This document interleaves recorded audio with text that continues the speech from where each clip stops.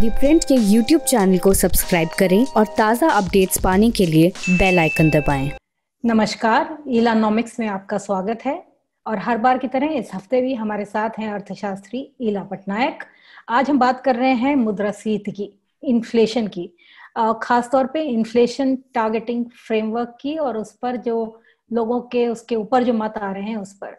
सबसे पहले ईला जी शुरू इसी से करते हैं। इन्फ्लेशन टारगेटिंग फ्रेमवर्क आखिर है क्या?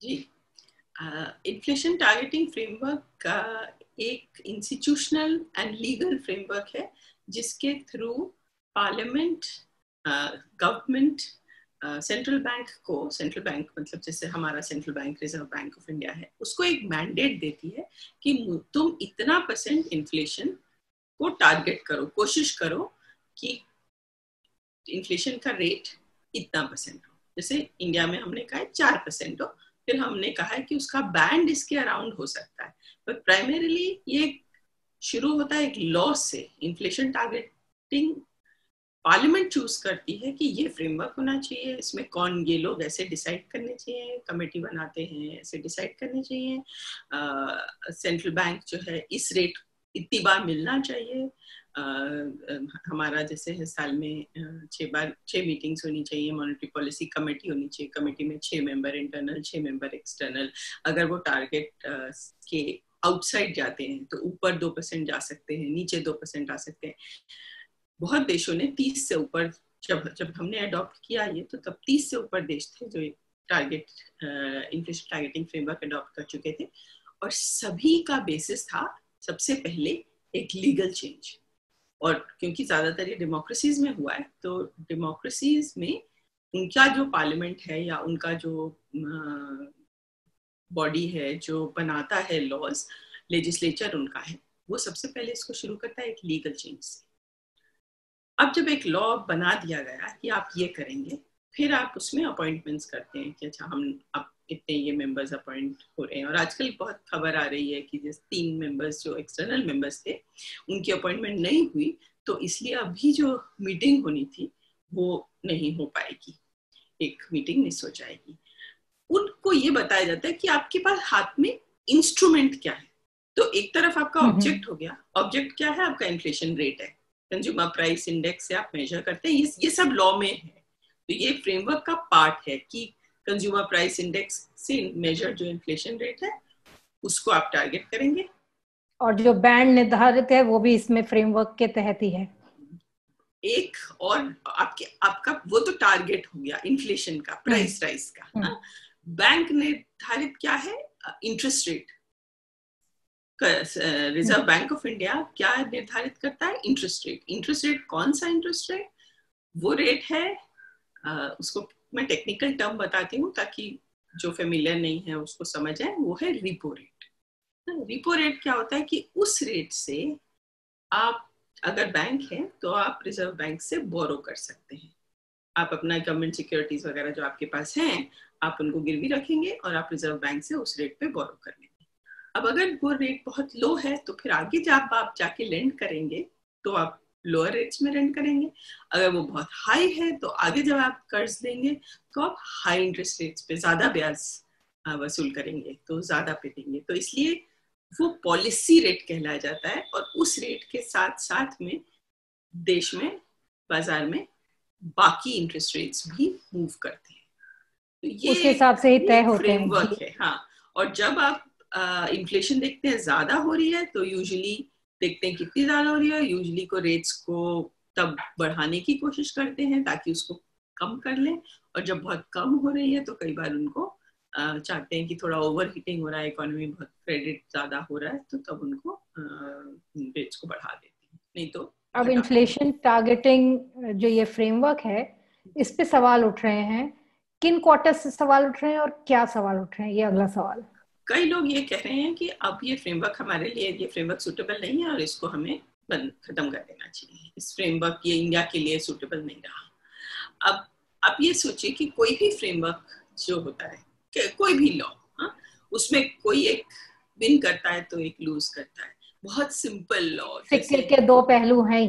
हर चीज के दो पहलू हैं। अगर आप कहते हैं कि औरत को मेंटेनेंस मिलनी चाहिए लॉ के हिसाब से, तो जो हस्बैंड जो उसको छोड़ रहा है वो तो लूज करेगा इनकम, तभी ये उसको गेन करेगी। या आप कहते हैं कि लड़के को मिलनी चाहिए और लड़की को नहीं मिलनी चाहिए, तो लड़की लूज करेगी। तो हर कोई भी जो भी लॉ होता है, जो भी फ्रेमवर्क होता है, जो भी पॉलिसीज होती हैं, हर में गेनर्स और लूजर्स होते हैं। तो इसमें सबसे बड़े गेनर्स कौन है और सबसे बड़े लूजर्स कौन है, अगर हम इसकी बात पहले करें ताकि समझ आए कि कौन चाहता है कि ये हटे और कौन शायद उसकी आवाज नहीं है पर कौन नहीं चाहेगा कि ये हटे।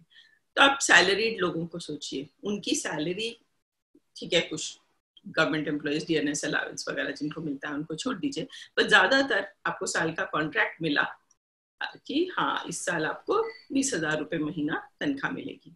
हर महीने तो आपकी नहीं तनख्वाह बढ़ाई जाती, पर अगर इस बीच में दाम 20% बढ़ गए, इन्फ्लेशन 20% हो गई, तो जहां आपने शुरू किया था जनवरी में और जहां आपने शुरू किया है दिसंबर में, आपका एक्चुअली दिसंबर में आपके हाथ में 80% है रियल टर्म्स में, क्योंकि इन्फ्लेशन ज्यादा है तो आपके हाथ में जेब में पैसा कम है। एग्जैक्टली, उसका रियल वैल्यू कम है। तो जो सैलरीड इंसान है, जो सैलरीड वर्कर है, उसके लिए ये नुकसानदायक होती है। अब उनका सोचिए जिनको पेंशन मिल रही है या जिनकी जो सेविंग्स पे डिपेंड करते हैं अपनी, जिन्होंने पैसा बचा के रखा, साल भर जिंदगी भर काम किया, पैसा बचाया, और अब वो वक्त आ रहा है कि वो उस सेविंग्स से अपनी जिंदगी जिएंगे। अब आप इन्फ्लेशन को बढ़ा दीजिए, तेज कर दीजिए, 20 का ही एग्जाम्पल पे 20 के एग्जाम्पल पे स्टिक करते हैं। अगर 20% इन्फ्लेशन होने लगती है तो कल शायद वो उस घर में भी ना रह पाए जिसके किराए में लेके रह रहे हैं। जो उन्होंने सोचा था अगले 10 साल वो उस पे जी पाएंगे, लेकिन महंगाई इतनी बढ़ जाएगी कि वो उनका खर्चा ही पूरा नहीं होगा। करेक्ट। और इसी तरह ज्यादातर गरीब लोग, ज्यादातर ये देखा जाता है कि गरीब लोग इन्फ्लेशन हाई, महंगाई से उनको नुकसान होता है। अब आप कितने इलेक्शंस इस देश में पर्टिकुलरली महंगाई के इशू पे हारे गए हैं कि बहुत महंगाई हो गई। एक सिर्फ ये नहीं कि प्याज की महंगाई, एक सिर्फ इन्फ्लेशन का मतलब ये नहीं होता सिर्फ एक आइटम की महंगाई, रिलेटिव प्राइस चेंज नहीं होता कि अच्छा ये बढ़ गया और ये घट गया। इन्फ्लेशन होता है general level of increase in prices, कि हर चीजों के दाम ब्रॉडली, बहुत सारी चीजों के उनमें से दाम बढ़ रहे हैं। और 70s से देखिए इन्फ्लेशन के नाम पर बहुत सरकारें गिरी, बहुत लोग अपनी पावर लूज कर चुके हैं। और ये एक ऐसी चीज है जो ब्रॉड सेक्शन, जो कि ज्यादा वोट, जिसकी आवाज हर 5 साल में सुनाई देती है इलेक्शन में, वही सेक्शन उनके लिए बड़ा मुद्दा है ये महंगाई उनके लिए का। ये मुद्दा है, क्योंकि आप साल उनको एक फिक्स्ड या बढ़ाते भी हैं तो अच्छा हम आपका 500 रुपया बढ़ा रहे हैं। अब जिस वर्कर का या जिस एम्प्लॉय का थोड़ा सा बढ़ता है वो इन्फ्लेशन को कैचअप नहीं करता। जब हाई इन्फ्लेशन होती है तो ये और दिक्कत की बात होती है। तो उन लोगों का तो फायदा है अगर इन्फ्लेशन लो रहे। दूसरी तरफ नुकसान किसका है? जो बोरो कर रहे हैं। अगर मैं बाजार से जो उधार ले रहे हैं या बैंक से जो उधार ले रहे हैं उनको नुकसान है, उनको फायदा है, क्योंकि रियल टर्म्स में उनको कम वापस करना है। उनको अगर उन्होंने 100 रुपया लिया था और बीच में 10-20% इन्फ्लेशन हो गई तो उनको 80 रियल वैल्यू उसकी अब 80 है जी। तो जैसे सैलरीड की रियल वैल्यू 80 होने से सैलरीड को फायदा नहीं, नुकसान था। जो कर्ज ले रहा है उसको फायदा है। उसने सपोज एक चीज खरीद करके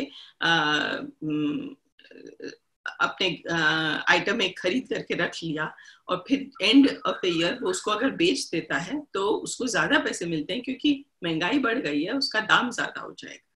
तो ये मैं बहुत सिंप्लीफाई कर रही हूँ ये समझाने के लिए कि किसका नुकसान है और किसका फायदा है। तो इस तरह से लोग होते हैं जिनका नुकसान होता है और लोग होते हैं जिसका फायदा होता है। अब आज की स्थिति में ये देखिए कि क्योंकि इंडस्ट्रीज ठप पड़ी हैं, क्योंकि एम्प्लॉयमेंट कम है, तो जो क्रेडिट ग्रोथ कम है, कर्जा बैंक्स भी कम कर्जा दे रहे हैं। अब इस स्थिति में लोग सोचते हैं, कई लोग सोचते हैं कि अगर इंटरेस्ट रेट कम हो जाए, अगर ब्याज दर कम हो जाए तो बहुत इकोनॉमी बढ़ जाएगी। मेरा ये ख्याल है कि इसका बहुत ही लिमिटेड इम्पैक्ट होगा, क्योंकि एक तो ब्याज दर ज्यादा है नहीं, पर इसका बहुत लिमिटेड इम्पैक्ट होगा, क्योंकि इस समय सिर्फ ब्याज दर पे नहीं डिपेंड करता है इन्वेस्टमेंट डिपेंड करता है सर्टेनिटी पे। जब बहुत हाई इन्फ्लेशन होती है और वो बढ़ती है, घटती है, तो और मुश्किल हो जाता है बिजनेस में प्लानिंग करना। और यही एक्सपीरियंस देखा गया है, तभी लोग इन्फ्लेशन टारगेटिंग जिसमें लो और स्टेबल इन्फ्लेशन रखते हैं, कम भी हो और ज्यादा ऊंचा नीचा भी नहीं हो, ऊंचा नीचा ना हो, मतलब वेरिएशन ज्यादा ना हो। एग्जैक्टली तो ये इन्फ्लेशन टारगेटिंग फ्रेमवर्क अडॉप्ट किया जाता है ताकि वो वेरिएशन कम हो और इन्फ्लेशन रेट लो हो, जो आप टारगेट चूज कर रहे हैं उसके तकरीबन हो। तो जब ये चीज के दोनों साइड्स होते हैं, तो जो ज्यादा वोकल साइड होता है और जिस टाइम पे ज्यादा वोकल साइड होता है उसकी ज्यादा सुनी जाती है। और इस समय इंडस्ट्री की ज्यादा सुनी जा रही है। अगर ज्यादा महंगाई होती तो वोटर्स की ज्यादा सुनी जाती, क्योंकि वो जाके जब बैलेट बॉक्स में जाते हैं तो वो वोट ऐसे देते हैं कि अगर बहुत महंगाई हुई है तो उनको वो सरकार नहीं चाहिए होती है। तो उद्योग क्योंकि वैसे ही डाउन है, तो उसको लग रहा है कि ऐसा करने से उसका फायदा होगा, इसलिए उनकी डिमांड है कि आप इन्फ्लेशन को कम मत रखिए। अब कोई एक्चुअली बहुत क्लियरली ये बात नहीं कहता, वो सिर्फ इतना कहते हैं और इकोनॉमिस्ट भी इतना कहते हैं कि ये फ्रेमवर्क को हटा दो। पर हमने अपने कॉलम में मैंने अपना जो इस हफ्ते का कॉलम है उसमें 2 ग्राफ्स दिखाए हैं। अगर आप उनको स्क्रीन में दिखाएंगे तो व्यूअर्स भी देख पाएंगे कि एक्चुअली जब से मार्च 2016 से हमने इन्फ्लेशन टारगेटिंग फ्रेमवर्क अडॉप्ट किया है, तो इंटरेस्ट रेट, जो रिपो रेट जिसकी हम बात कर रहे थे, वो कटता ही चला गया है। थोड़ा बीच में 1-2 बार बढ़ा, बट अधिकतर बहुत शार्पली डिक्लाइन हुआ है। एट द सेम टाइम आप दूसरा ग्राफ देखिए जिसमें मैंने consumer price index based inflation rate दिखाया है, वो इन्फ्लेशन टारगेटिंग रिजीम के बाद लो एंड स्टेबल हुआ है, कम भी रहा है और इतना ऊंचा नीचा भी नहीं हुआ है। ऐसा नहीं है कि इन्फ्लेशन टारगेटिंग रिजीम आई और रेट्स बढ़ गए।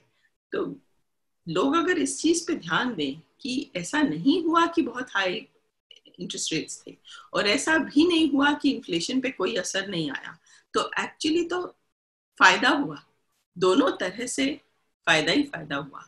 तो इसलिए इस समय ये कहना कि हमने एक बहुत ब्रेव बोल्ड एक्सपेरिमेंट, एक नई रिजीम स्टार्ट की, उसको अडॉप्ट किया एक फ्रेमवर्क को, कि हमें उसे अबैंडन कर देना चाहिए, उसके लिए कोई अच्छी लॉजिक नहीं है कि हम उस पूरे फ्रेमवर्क को अबैंडन कर दें इस वक्त। और उसको जो आप बात करें कि एक तय करती है सरकार कि कितना इन्फ्लेशन हो, क्या आपको लगता है कि अभी उसकी रिवीजन का समय आया है? क्या वो भी करने की जरूरत है या जैसा है वैसे ही रहना चाहिए, जो हमारा 4% का है? जी, लॉ के हिसाब से 2021 में रिव्यू करने का वक्त है।